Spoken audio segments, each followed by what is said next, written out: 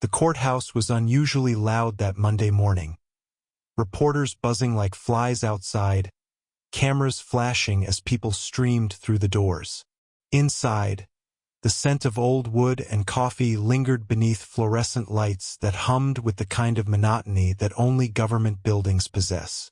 At the far end of courtroom 2B sat Judge Richard Alden, a sharp-featured white man in his late 50s, known as the Hammer of Fulton County. His voice could cut through whispers, his reputation through careers. Today, he looked down over his glasses at the young black man standing before him, Isaac Turner.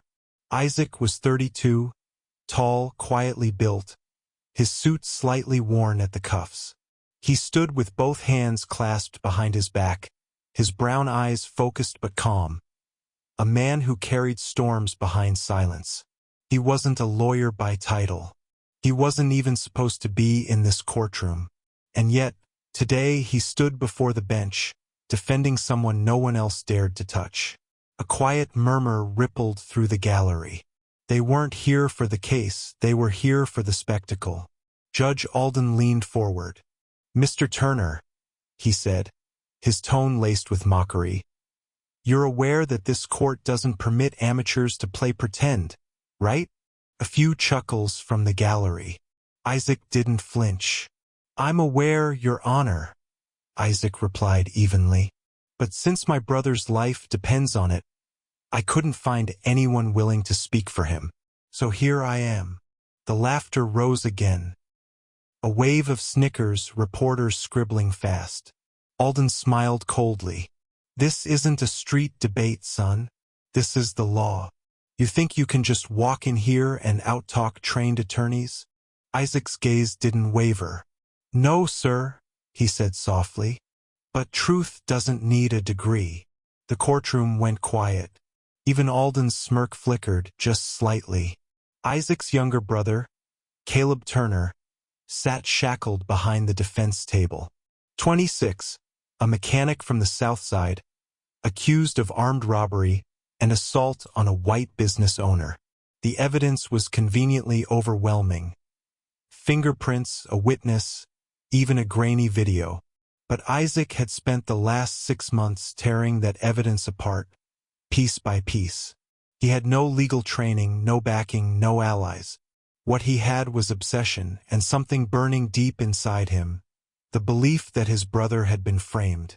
Their mother had raised them both alone after their father died working construction for the very company that now owned the robbed store. When Caleb was arrested, Isaac left his teaching job and began his own investigation.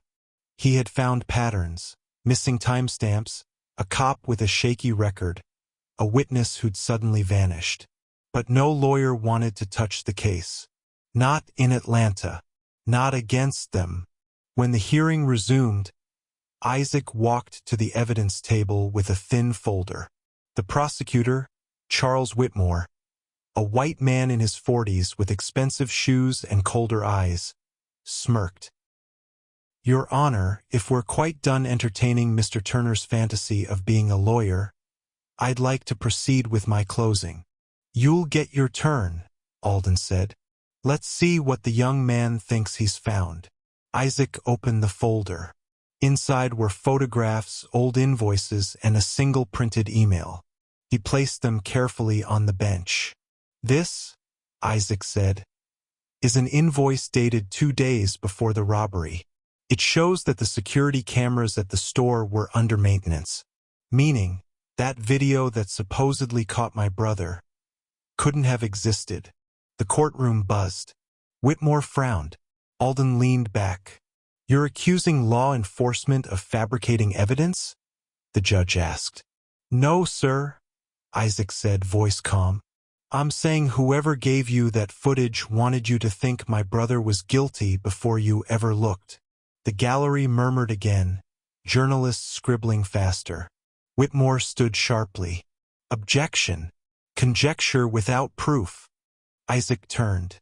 "Then let's prove it." He reached into his folder again and pulled out a small USB stick. "What's this now?" Alden asked, frowning.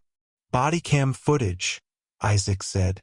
From Officer Riley, the first officer on the scene. It was never filed in the case record. I found it after I subpoenaed the department for internal disciplinary logs. The crowd gasped. Even Alden's gavel froze mid-air. Isaac pressed play.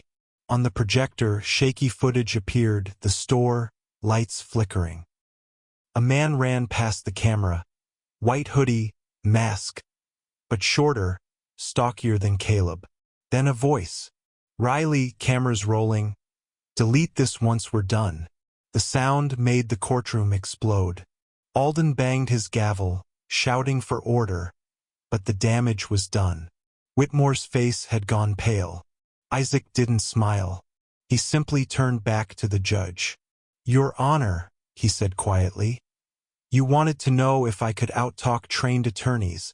I didn't come here to talk. I came here to show. The next day, headlines blazed across Atlanta. Local teacher exposes hidden police footage in courtroom showdown. Brother defends brother, turns case upside down. But behind the walls of justice, power began to stir. Whitmore wasn't just any prosecutor. He had ties, political, financial, personal, to the same company that owned the store, the same network that had buried dozens of misconduct cases. By the following week, Isaac's home was vandalized. His phone bugged. His car tires slashed. He didn't tell Caleb. He didn't tell anyone. He just kept showing up to court. But something was changing. People started attending his hearings. Journalists began to whisper that maybe, just maybe, the amateur was exposing something real. And that terrified the wrong people. Late one evening, as Isaac walked out of the courthouse, a sleek black sedan pulled up beside him. The window rolled down, revealing a man in a gray suit, polished, calm, and smiling with corporate coldness.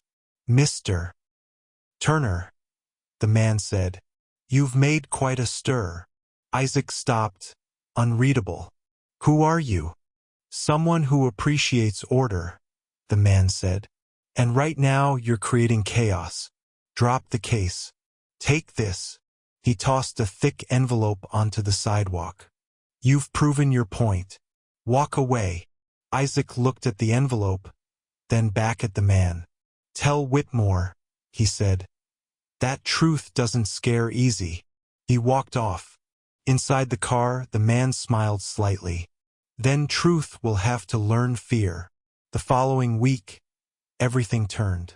The body cam footage was declared inadmissible. The officer in question, Riley, suddenly disappeared. Isaac was accused of tampering with digital evidence. Judge Alden signed the warrant himself. Isaac was arrested in front of the courthouse, handcuffed under flashing cameras, his face twisted not in anger but disbelief. For 48 hours he sat in a cell, the same kind of cell his brother had been trapped in for months. He thought of his mother's voice, of Caleb's promise. You always believed in me, Isaac. I'll hold on until you bring the truth. On the third night, a young black lawyer named Darius Cole appeared at his cell door. I saw what you did, Darius said. They won't bury you. Not this time. Darius worked for a small civil rights firm in Atlanta. He'd been watching quietly, waiting for someone like Isaac to break the wall. Together, they filed a motion, not just to dismiss the charges, but to subpoena the entire Fulton County Police server. It was audacious. It was suicidal. It was exactly what Isaac wanted. When court resumed 3 weeks later, the room was standing room only. National media, protesters outside. Judge Alden sat stiffly, his face unreadable. Darius took the lead, but Isaac sat beside him, the same calm in his eyes as before. Then came the evidence dump. From the subpoenaed files, they unearthed 37 unreported videos, falsified logs, and hidden audio files, including one in which Prosecutor Whitmore discussed prepping the narrative with Alden before the trial.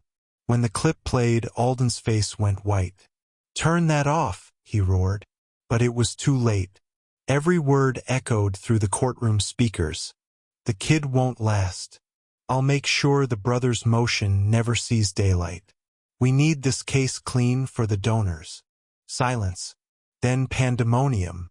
Reporters surged forward. Officers froze. Isaac just sat still, eyes closed, as if the noise couldn't reach him.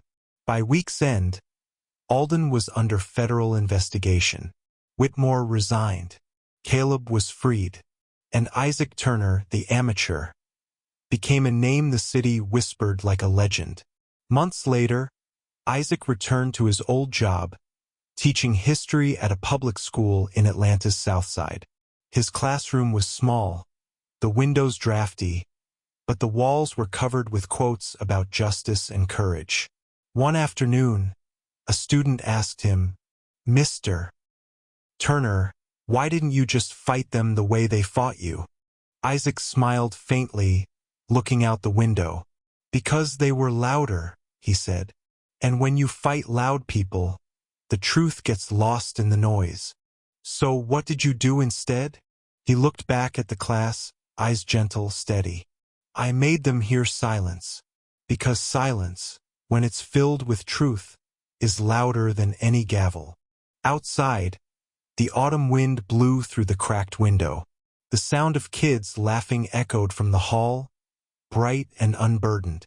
And somewhere in the distance, a courthouse bell rang. No longer mocking, but remembering.